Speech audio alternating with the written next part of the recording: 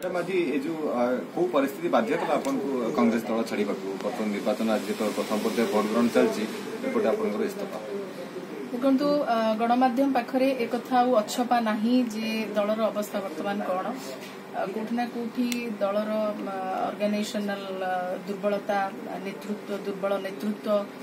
दुर्बल अनुष्ठान यसबू को लेकिन विगत दिन धरी जदि आप देखिथिबे दल गोटे प्रकार मो सहित बिट्रे भी करिछि आपण देखिथिबे जेतेबेले कमिटी गठन करागला सेतेबेले जो कुआ जाए जमती टीका गोविंद चंद्र रे अनिश्वत राणी थिले सेमती अनिश्वत जन को स्थान दिया जायतिला सेते कोन अनुभव कले दलीय कर्तृपक्ष मु जानि नाही सेते मध्य मते स्थानित करा जाय नथिला परवर्ती मुहूर्त रे महिला सभापति पद पई मध्य मु दाबीदार थिले मध्य मते सेठी उपेक्षा करा जायतिला एवं परवर्ती मुहूर्त रे केवल दल तरफ उपेक्षा ही मते करा जायतिला बारंबार करा जायतिला उपेक्षा एवं दलर अवस्था स्थिति जहा ताकू दृष्टि रे रखी मु आज इस्तीफा दबा पई बाध्य हली एवं मते इस्तीफा दबा पई गोटे प्रकार दलीय नेतृवृंद बाध्य करिसंती बोली मु कहिबी जेतेबेले निरंजन पटनायक सभापति दायित्व नेले सेतेबेले हम समस्त को कुहा जायतिला एआईसीसी तरफ रू एवं खबर कागज आरंभ करी आपण मानक पाखरे मध्य खबर पहुंचला जे निरंजन पटनायक होउछंती कांग्रेस दलर ओडिसार सभापति बोली किंतु परवर्ती मुहूर्त रे हमको माने जानिबे को माने पाइलु जे छाया सभापति होउछंती सुलिया पटनायक बा नवज्योति पटनायक बोली जहा हमको जानिबे पड़ला जो माने तांको पुंको पाखकू गले 25 आईआरसी विलेज पाखकू जाईकी आंठू माड़ी ठिया हेले से माने समस्त प्रकार दलीय सुविधा सुजोग पाइले एवं जो माने स्वाभिमान को जगिकी सब कले नहीं आमे मु स्पष्ट कर दउची एठी जे निरंजन पटनायक को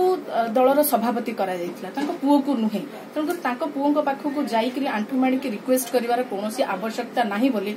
मु भाबुची एवं एठी कोठी ना कोठी मो स्वाभिमान को आंच आसीची एवं द्वितीय कथा हला आपण देखिथिबे जो दिन निरंजन पटनायक को स्वागत करागला कांग्रेस भवन रे भव्य अभ्यर्थना दिया गला सेठी गोटे कथा लेखा जाइतिला जे आसंतु आम भविष्य आमे गढ़िबा किंतु परवर्ती मुहूर्त रे आमे जानि पारि नथिलु सेटा थिला आसंतु मो पुआ भविष्य आमे गढ़िबा जेतले परवर्ती मुहूर्त रे एक कथा स्पष्ट जाना पड़ी गला जळजळ हेकी जाना पड़ी गला